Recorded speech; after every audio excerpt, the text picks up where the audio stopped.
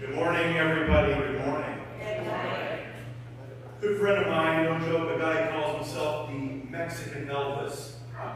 Let me borrow this outfit today and ask that we join in a brief prayer. O Creator, we ask, you bless all the bows of the world, Bojangles, Bo Diddley, Bo Cephas, Bo Derek, most of all, Bo Nix. Can I get an amen? That's about as footballers are refining, folks. I will, by the way, lose the hat. It weighs 45 pounds. I'm glad to see everybody here today. I'm glad to see everybody there on Facebook and YouTube. Go Broncos, their first home game today. How cool that we're going to gather first in a joyous celebration of what unites us all. Not just football, but a deeper connection. I want to remind everybody, despite what I'm doing on my phone, turn off your phone, please. Please silence it so that we don't have any dingle-dangles during our service. I also want to remind you, no open containers of drink. You've got to drink out of cover, and no food as well. One of the coolest things about Althea, if you've not been here before, is we believe in the power of affirmative prayer, putting it to work in your life and in mine. So after the service today, if you like, we have prayer partners who can meet with you privately, talk about what's on your mind, what you'd like to manifest in your life, and they will affirm that in prayer. I think it's Mike and Connie. Yep. I don't know where Connie went. She was just there. She's behind me, isn't she? Also a reminder that, and actually I've had this done, it's awesome. You can go to our website, you can submit a prayer privately on your own. That will then go to our prayer partners, send out like the old phone tree they used to do back in the day. So that literally dozens of people, hundreds of people, will be praying on your behalf for the affirmation of what's best in your life and the betterment of everybody. our membership. It's good to see a lot of what do you say, butts and seats this morning. We want more of that. And you can join our church. I've been a member since 2020. It's super easy. And it benefits our church and our ability to actually improve our nonprofit status. And it benefits you because you get to be a card-carrying member. I actually have my King Supers card and my Althea card in my wallet at all times. So you can see Ricky, Bob, or Reverend Christina. Very easy to fill out that application. At 1 o'clock this afternoon, and kickoff isn't until 2:30, so there's plenty of time to get it done. We actually have Spiritually Speaking, which returns to Althea Center. We have Heather, our heartfelt medium, and Rick, a renowned psychic tarot reader, for an afternoon of clarity and inspiration. They've always a big hit. Everyone who's gone to these loved it. So you can do that. There'll be some audience members getting detailed readings, Q&A. You can purchase a ticket, I believe, at the door, right? You haven't already bought it? You can get it today? Yes? Good. Also want to remind you that I don't see Linda here this morning, but she's one of the most amazing yoga practitioners I've ever worked with. I call it Church of the Down Dog, because what you learn about yourself is as powerful as the yoga poses. And she's offering a 6-week course. Sadly for me, it's only for women. So you can sign up on our website. It's called Women's Core Healing and Power, $25 a class. And you don't have to be a yogi to do it. I'm not very limber, folks, and I had an awesome time. So you should definitely sign up for that. We also have on Wednesday, September 25th, our special public talk on global karma. You can read all about that. It's free. They do suggest donations. Again, all this is on the website. And by the way, Reverend Christina is not here today, but it was her birthday. So if she's watching, everybody say, Happy birthday, Reverend Christina! Come on. I hope you're sleeping in with French toast and pancakes. Meantime, we do want to let you know, and you want to look around, you'll see we're trying to do a better job of it. We are a diverse congregation. We welcome people of all ethnicities, backgrounds, beliefs, orientations. And we commit this morning and every morning to doing an even more robust job of making sure everybody, no matter what they look like, no matter what they believe in, understands we are all part of the one. Now, is there anybody here who might be here for the very first time? Any first? Okay, don't be shy, Ray. You can't be more embarrassed than I was wearing this hat. So raise your hand high. We welcome you to Althea. That's great to see. And I want to remind you, you're going to get a flower. You're thrilled you're here, and we hope you will come back in the Sundays to follow.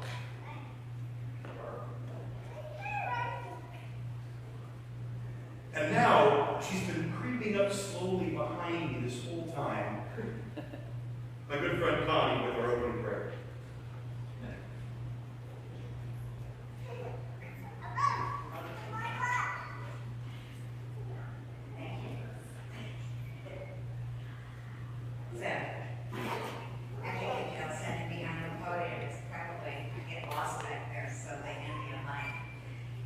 So I invite you to just take a breath. And if it feels comfortable, close your eyes. But just allow that breath to drop you to your heart. To open yourself to that space where God lives. So fully and alive within each one of us. That presence, that power, that creator of all life, that has created the seasons. As we know that with football starting and the leaves starting to turn, that we're moving into a new season called fall. So in that space, we also know that right there, I am alive, and I can choose to be present to that new season within me, that new season that unfolds my joy, my wonder, my aliveness.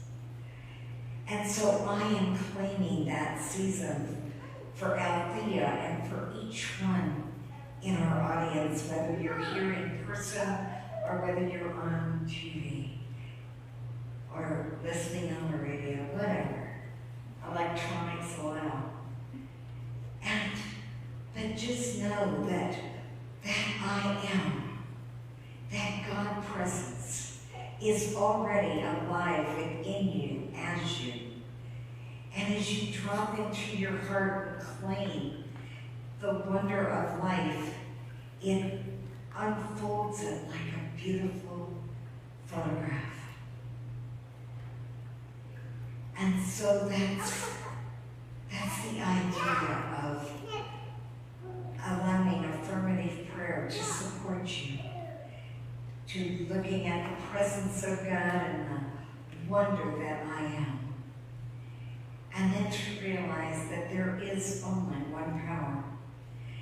That power that is unfolding this community, this opportunity, this day, to be present to the goodness of life.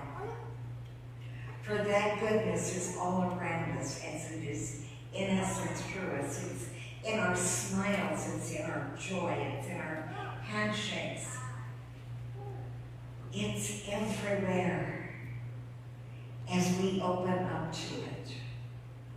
And so in that opening up, I give thanks. I give thanks for our speaker today, Brett Kinsman. I give thanks for the music that we will hear as Sandra Wong opens our hearts. I give thanks for every person that greets me with a smile and allows me to greet them back. I give thanks for all the good that is available in this day and in this moment. And so with gratitude, I just release this prayer, knowing that the power that is everywhere is already acting, unfolding, manifesting that which I desire. And so from the depth of my heart, I say thank you. I release and I let go. I know that this day is good and very good, and so it is. So it is.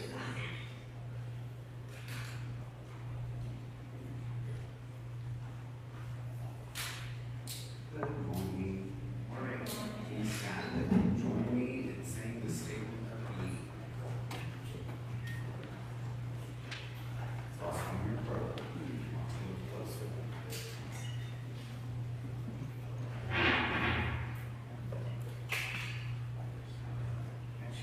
God is all, both invisible and visible. One presence, one mind, one power is all. This one that is all is perfect life, perfect love, and perfect substance.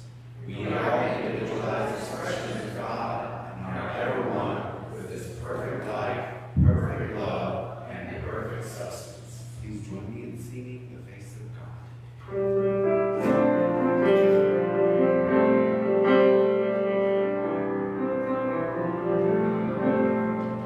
You are the face of God. I hold you in my heart. You are a part of me. You are the face of God. You are the face of love. I hold you in my heart. We are a family. You are the face of God.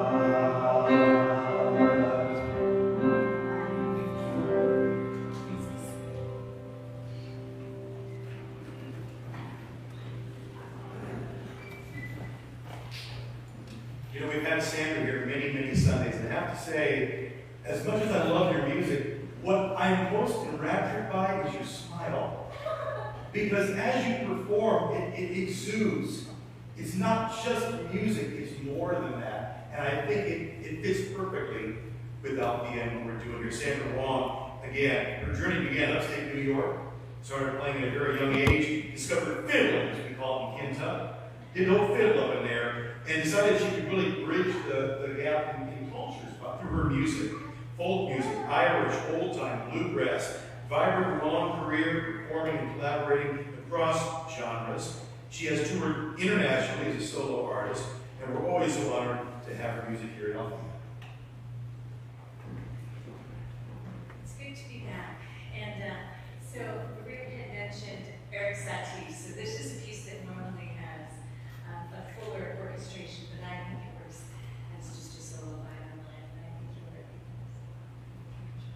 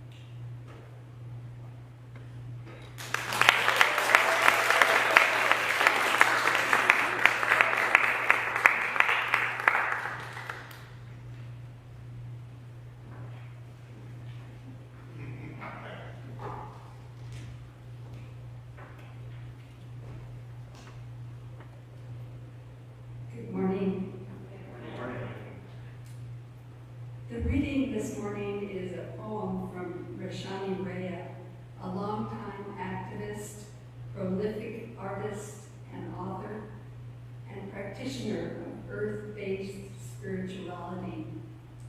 It was written in December 1991 after the 5th death in her family.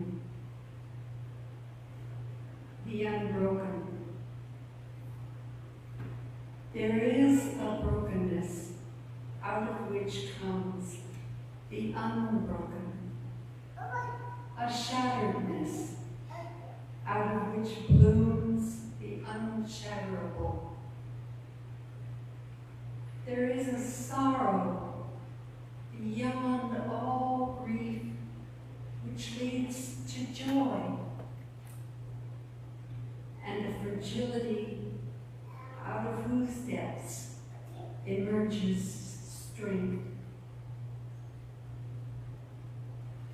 There is a hollow space too vast for words, through which we pass with each loss, out of whose darkness we are sanctioned into being. There is a cry deeper than all sound, whose serrated edges cut the heart as we break open to the place inside which is unbreakable and whole, while learning to sing.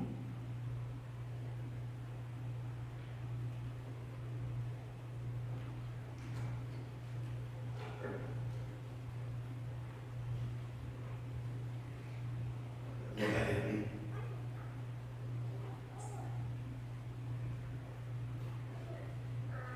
Normally I can see, is Rick also lurking behind me? I normally just spot him in shirts. And if you've been here for about a pretty amount of time, you know Rick. He's ubiquitous. His joy is all over this place. Been here for many, many years. He's 70 years young, I'm told. And I say young because he's still at it. He's the author of a recently published collection of short stories, American Queer, 50 Years of Stories and Poems. Today he's going to share some insights from that book, reflecting on the role of affirmative prayer and its creation, tools that anybody can use to manifest their dreams. He'll also discuss the importance of perseverance, overcoming challenges, and the power of never giving up. Ladies and gentlemen, here's Rick.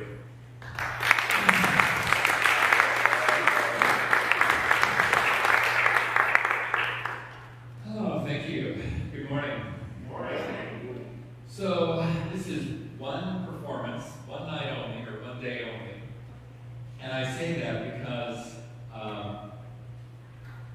my high school drama teacher is here today. No way!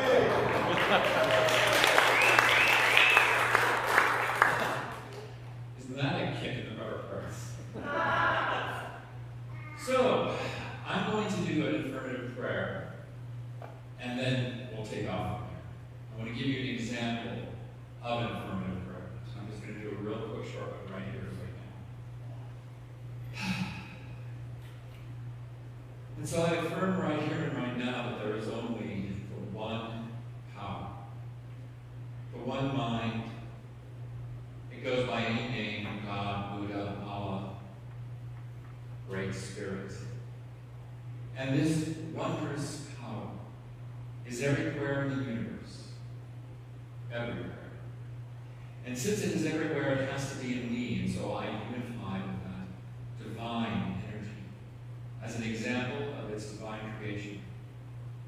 And I declare that today, being of service to this community, I'm so thankful and grateful for this opportunity.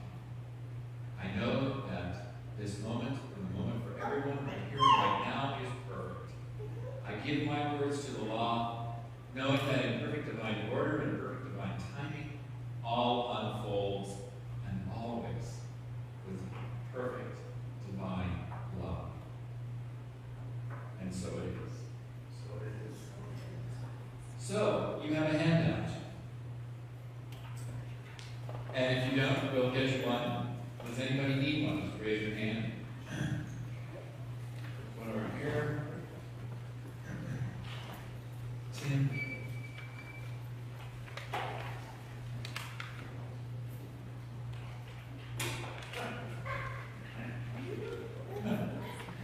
I don't think I'll come and refer to yours. Does everybody have one now? Okay. So this is something that is an affirmative prayer is the foundation of this particular community. Oh, straight. Is the foundation of this community. It was founded by 4 women, oh my gosh, 100 years ago. And it comes from a place of strength and love and power and wisdom. So there are, in the 6 steps here, there's one that if you're familiar with science and mind, which is another new thought philosophy, there's only 5, but it's pretty much all the same. So if you can remember my words, the first thing I did was, I recognize that there is only one power, the omnipresent Spirit. And that is very key, to know that Spirit is everywhere in this entire universe. The step 2 is to unify with that. If it's everywhere in the universe, how can it not be in you? You are the divine children of Spirit. The third step, which is a little bit unique to divine science, is called reframe, or I believe textbooks call it denial, but reframe is a little bit more positive. And this is where you deny that there's anything more powerful than Spirit. Step 4, realization. You name the good that you want. I name that I wanted this to be perfect for everyone here, and I know that as I give thanks, with a heart filled with gratitude, I can just release those words. I know that it will happen and unfold perfectly. This is the essence of affirmative prayer. So, how do we use this? Well, let me ask this question. What do the following have in common? Baking a cake, writing a book, getting money, or feeling better? Anybody want to take a stab? They all start with an idea. The idea of a cake, the idea of a book, the idea of a song, of playing Eric Satie, of getting more shekels, of feeling better. And so there's a wonderful quote from Ernest Holmes that I found that kind of expresses what I'm trying to get across there. And it's very zen in its verse. So here we go. Ernest Holmes was a founder of science and law. Matter is mind in form. Thought moves things because things are thoughts. And if things are thoughts, changing thoughts will change things. What? If I have an idea that I want to bake a cake, I change my mind, I want to bake a pie. I'm a great baker, so I like to bake. And I've changed my thought, so I've changed the thing. I use this affirmative prayer to actually generate this book. And so, before I go any further about that, I just want to give a little background about where I come from. So I'm a Colorado native. I was born in Brighton, Colorado, just north. I grew up in Fort Lupton and Brighton. Went to school in Greeley. And in 1976, I moved to New York to get into theater. And then what happened while I was there? Well, New York became a war zone because of AIDS. And as I was coming out, so many of my friends were just disappearing off the face of the earth, i.e. they were dying. And so at 85, I returned to Colorado. Mom and Dad were here. I was the only sibling of 5 who could take care of them at the time, so it worked out just fine. But deep down inside, I really knew that I was coming home to die. It was just something that was intrinsic to everything that I was thinking about and doing day after day after day. And I just kept my head down. I was never politically active, so it wasn't like I could join ACT UP and scream my head off and throw myself in the body, or throw my body down in front of the police. It just wasn't me. So to get through the day, that was my goal. Demonstrations were for other people. And yet, I remained healthy. If you get a blood panel, your doctor is going to go through it with you. And one of the key elements of blood is a particular cell called the T cell. And this helps fight infections. Well, normal T cell count is around 400, roughly. Mine was always above 1,200, 1,500. I just had a panel. It's 2,000. So don't ask me why. I mean, I've had doctors go, I've never seen this before. And so I mention this because being healthy was confusing me. I thought I was going to die, and now I'm healthy. So what does this mean? Well, obviously, I had to do something with life. So I eventually got a career as an HR director and as a teacher, but there was still something nagging. And what that came back, or came down to, was the feeling that all of my friends, which comprise about 200 years of combined friendship who passed away, these were long-term friends. I wanted to somehow pay them back. I don't know what debt I thought I owed them, but it was definitely something that was nagging me. I wanted to either pay them back somehow or honor them for their lives that were cut off at such young times. And so I was constantly encouraged to write, and I've been writing since I was in high school, which actually starts off the book, are a couple of compositions from high school. Now that was over 50 years ago, so it's kind of interesting that I've come full circle. But always, I kind of felt like life was passing me by, and I wanted to somehow express gratitude for them. So years later, and I don't exactly remember when, but I came across this song by the Scissor Sisters. Who knows who the Scissor Sisters are? They're good. And it's a song called It Can't Come Quickly. And here's the lyric that just struck me to my core. It can't come quickly enough, and now you spent your life waiting for this moment. And when you finally saw it come, it passed you by and left you so defeated. And that visual of just opportunity coming my way and I'm walking by it and it goes by. It was that feeling of frustration, the anticipation over so many decades of accomplishing something, that universal human experience of longing for something to give your life meaning, and it was gone. And part of me was saying, well, who am I to be a writer? How is this going to pay off that imaginary debt? Who am I to think that I could actually have anything that anyone would want to read? So, in my travels, I learned of an author who was very active in the AIDS movement in Los Angeles. And I studied her, read her books, I attended some lectures of hers, and her name is Mary Ann Williams. And the quote that just floored me was, you know where I'm going. Our deepest fear is not that we are inadequate. Our deepest fear is that we are powerful beyond measure. It is our light, not our darkness, that most frightens us. We ask ourselves, who am I to be brilliant, gorgeous, talented? Yeah, that's right. And you are fabulous. Actually, who are you not to be? You are a child of God. Your playing small doesn't serve the world. Your playing small doesn't serve the world.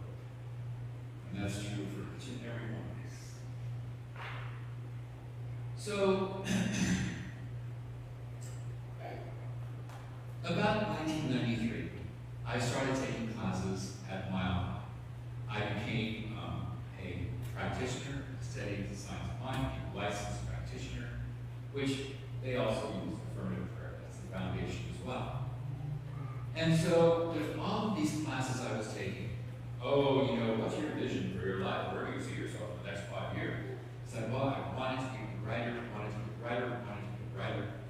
And still, something was missing. Now, I did get some movement in accomplishing being a writer. I wrote a story in 1995. It got published in an anthology in 1997. And then I wrote a book called The Little Book Unforgiven. And this was in, I think, 98. And someone, Bev just said, I just found your book. And it's like, my gosh, it's been, how many decades since that came out? I think it's out of print. So there was some movement. And the publisher of that little book on forgiveness was actually the same publisher as the one who published all of Ernest Holmes' Science of Mind books, Divorce for Us. So I felt he was intrigued, darn good when I got my book. I want to jump to about 2010 because something happened that resonated with me for this poem about the unbreakable. So I was working for a private company, and I was a teacher. I loved teaching. And I was contracted to work for an oil and gas company downtown. And their United States headquarters was downtown. They were from Calgary. So I got to go to Calgary, meet all these wonderful Canadians, and just have the best time. And it was so different from my regular job. So I got a job interview for an opening with the oil and gas, and everything was set to go. And then I get a phone call, and I think, this is the job offer. And it was the antithesis.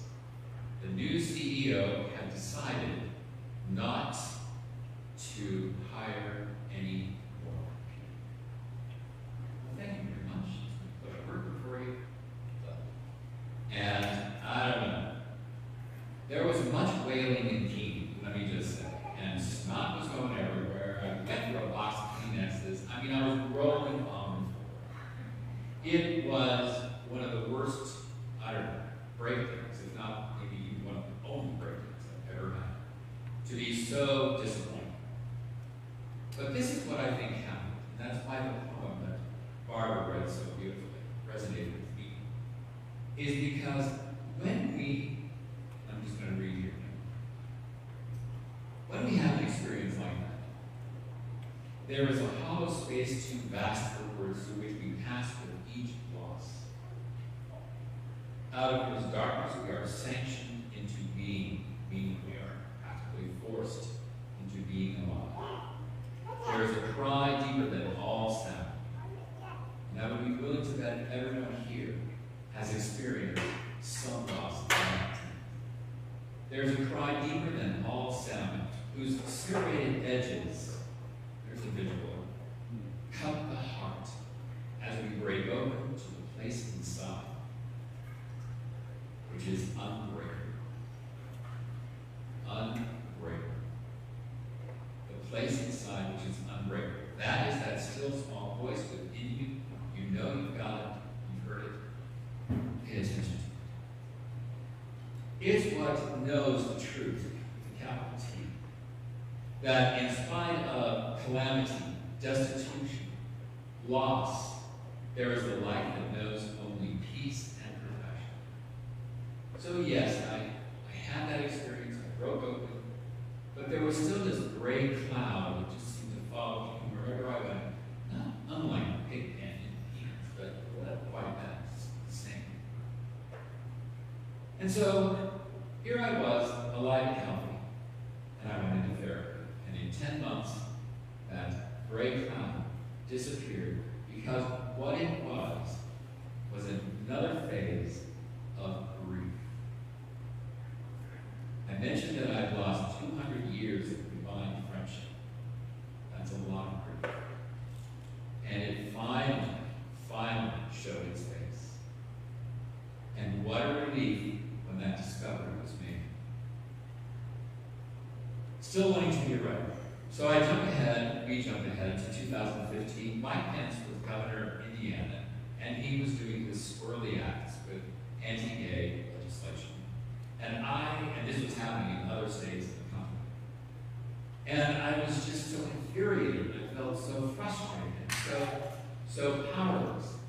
And so I got a magazine called Out Front, which actually is in the Western Stereo, because it's delivered here. It's a gay magazine that has been publishing since 1976. So in a couple of years, we're going to the United States to still publish in Parliament. And in that 2015 issue, the editor, Berlin Silvestri, had a little paragraph that said, would you like to write? We're looking for new writers. Possibly respond to this, that. Well, I decided I'm just going to write something because I was so angry, so infuriated. I sent it to her, and I am not exaggerating, within 5 minutes,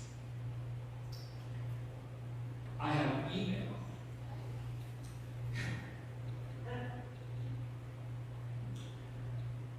that accepted it and said, would you like to write more? So for 5 years, I wrote op-eds for Affirmative. And I gave it up in 2020 because every month I was writing something, I was so angry.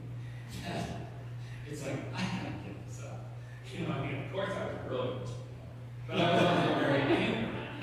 And, you know, that's not good. It's not healthy, it's not good, it's not where I want it to be. Well, everything is about timing, divine timing. Divine time. Not my time, but Spirit's time. And so at the same time, the company was bought and sold to 2 women, Addison and Maggie, who adored me. They're in their 30s, which is just odd. And it's just wonderful that these 2 souls, first of all, women in the publishing world, do you know how rare that is? In this day and age, it's amazing. And so they said, hey, would you like to write a book? Would you like to write a couple of books? And I went, okay, sure. So again, divine timing. And I have been writing since high school. That was 1970. And I had a treasure trove of short stories that I've been writing. I want to come to the title, because that's a very important part of what I'm holding in my hands. American Query. Believe me, with friends, we spent hours debating on this title. I had an alternative, and it was a cute, clever title. But it didn't say what I wanted it to say. So, take a step back with me to 1978.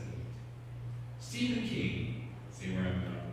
Stephen King published a novel entitled The Stand. And it's an apocalyptic tale of the end of the world. The survivors, of which there are very few, are divided into 2 camps.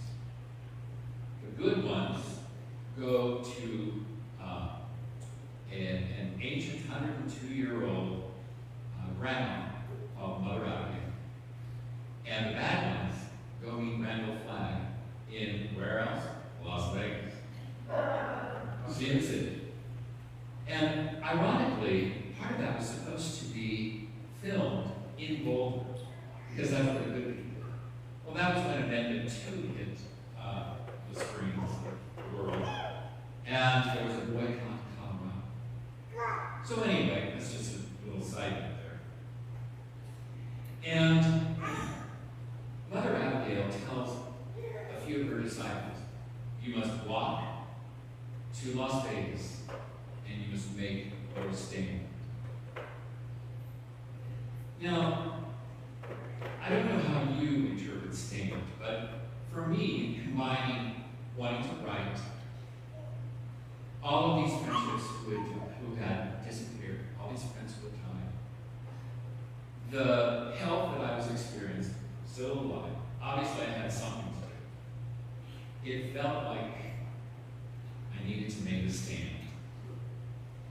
And the best reason that I could give, I can't write it any better than I did in the introduction, which is in the book.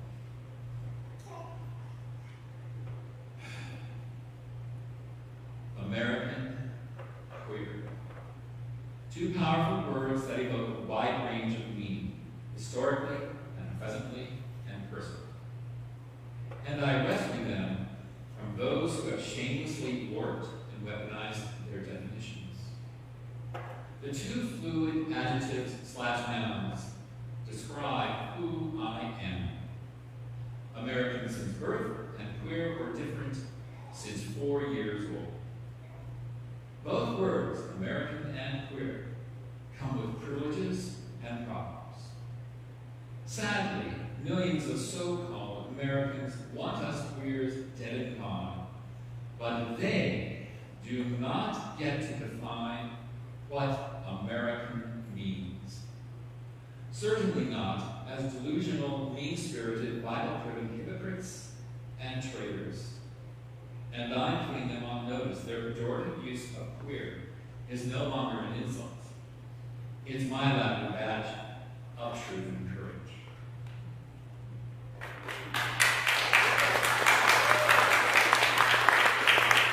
Obviously, I have work to do on forgiveness and judgment. But that's a topic for another day. But in this day and age, in this country that we currently find ourselves, it felt so necessary, despite the in-your-face title, despite the fact that, well, you know, if I see this at Barnes & Noble, which God willing, we will. How many people, you know, from Duluth, from, I don't know, Casper, Wyoming, are going to buy this book? Well, you know, that's not my concern. My job was to get the book published. The opportunity presented itself to these two beautiful women, and I took advantage of it. Because I don't know when or if I will get another chance to make a statement. I hope I do, but I wanted to take advantage of this. Because if I don't speak up, and if you don't speak up, who's going to talk about truth with a capital T? So I used affirmative prayer, and I used that to envision this book. I would get up in the morning, and I would literally do a brief affirmative prayer like I did at the opening of this message, and I would align myself with the infinite creator. I wasn't saying I wanted to write a bestseller. I wasn't saying, oh wow, I want to write a story as good as, what's her name, Jackson's, the Robert. I don't want to be as prolific as, you know, the child. I'd like to be as wealthy as I am. But I align myself with that infinite source of creativity, and without exception, every time I did that, the writing just flowed, and it was a joy. And you can ask my partner, it's just not quite perfect enough. 2 weeks later, the story's just not quite perfect. Because there was always something to change.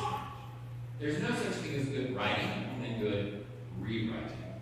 That's very true. I did not say that. I think that was Robert Graves. So that's how I use the infinite prayer. So I want you to ask yourself, what do you want to create? What do you want to create? And this is simply one way that can aid you in your purpose on earth, in how you can make your stand, and how you can create to find your own fulfillment. I had a very dear friend, Tom Mills, and he actually, on his deathbed, left me $1,000. And he said,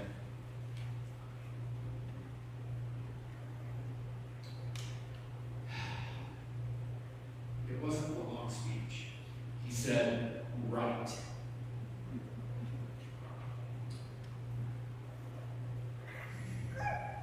I did. I want to leave you with one final quote. And this is from Mysteries. This is by Miller Brooks. Who's one of the founders of this center.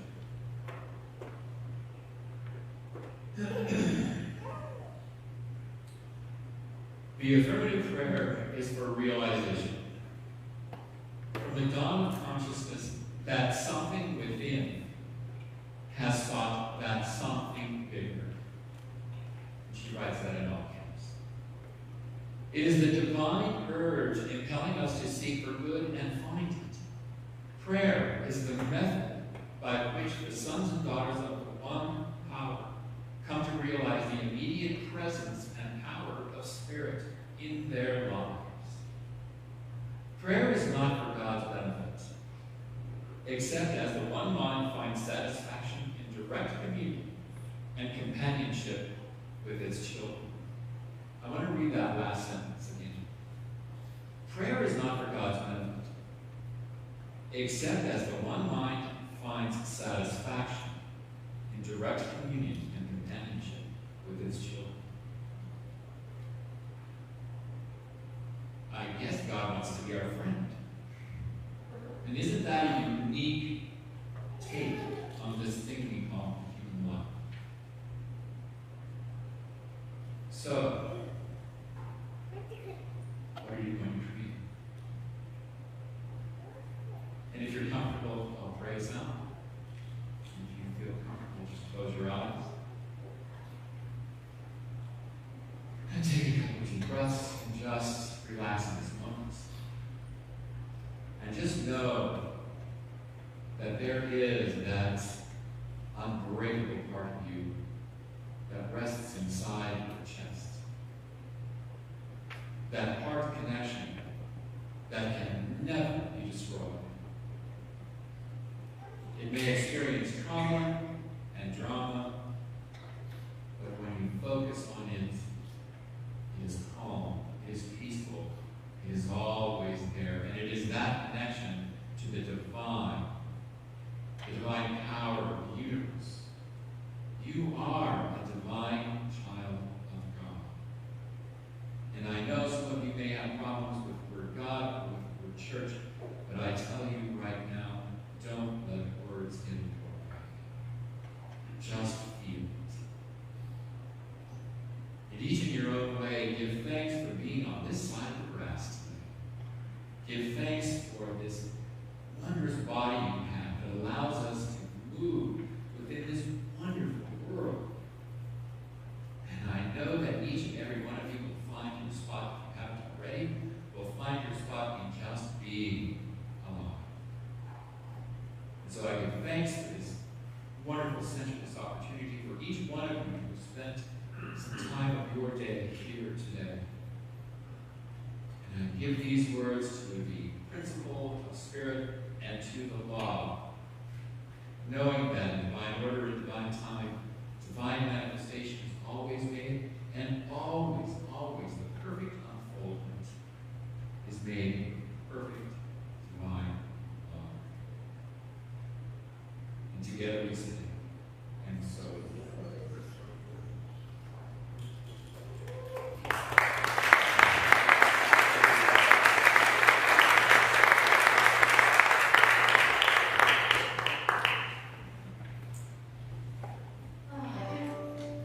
Well, thank you, Greg.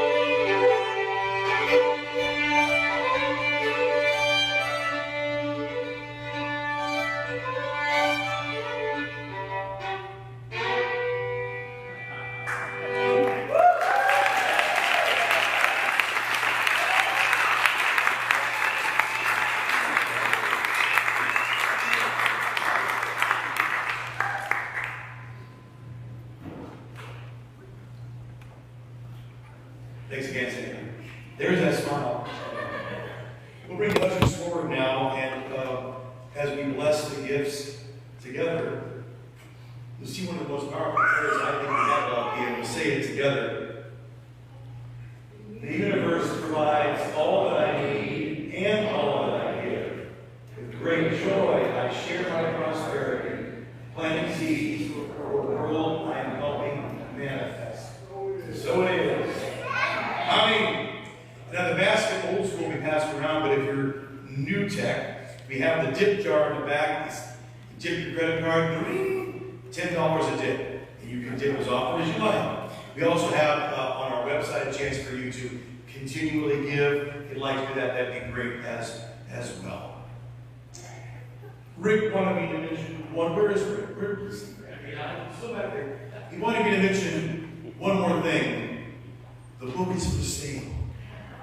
And it's actually, where is it? Rick? You have to stand it up? Back in the corner. Rick's corner. So you heard him talking about the book. Would you like to read it? It's available for purchase after the service now. And we'll wrap it up with one of my mom used to love this song. Believe it or not, they even sing it in Catholic church. And she'd cry every time. It's one of my favorites. Let's get Daryl up here and talk about how wonderful it would be, right? Let there be peace on it.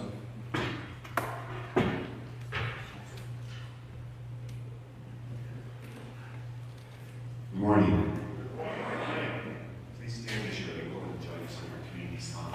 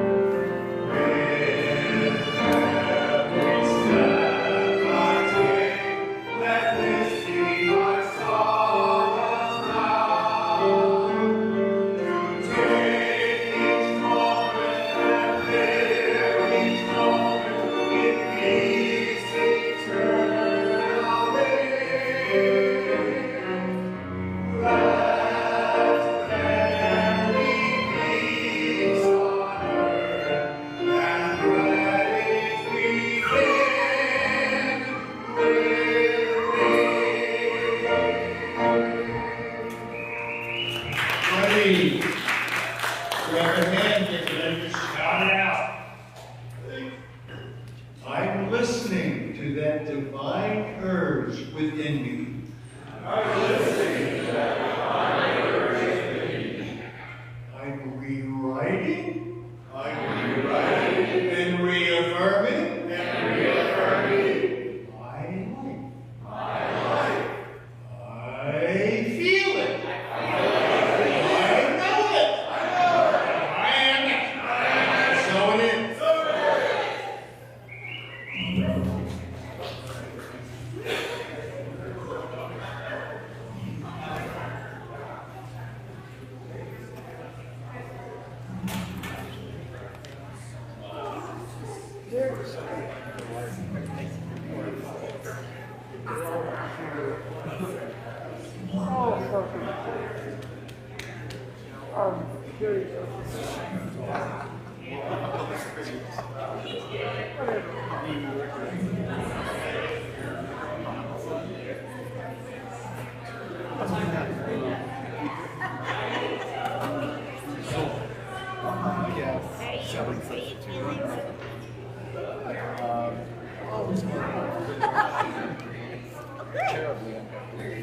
Hi.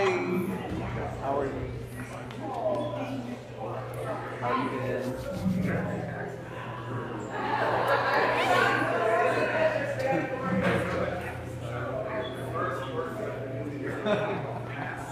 That's true. Good to see you. He ran off. He's out.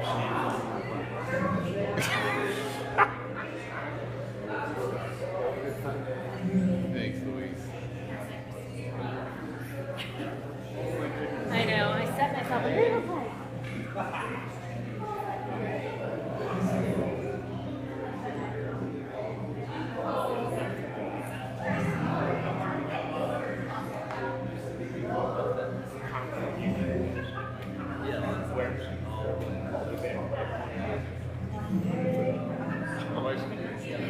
Today. Thanks for making it. It is so how may I purchase? Okay. Don't go away. I'm coming over.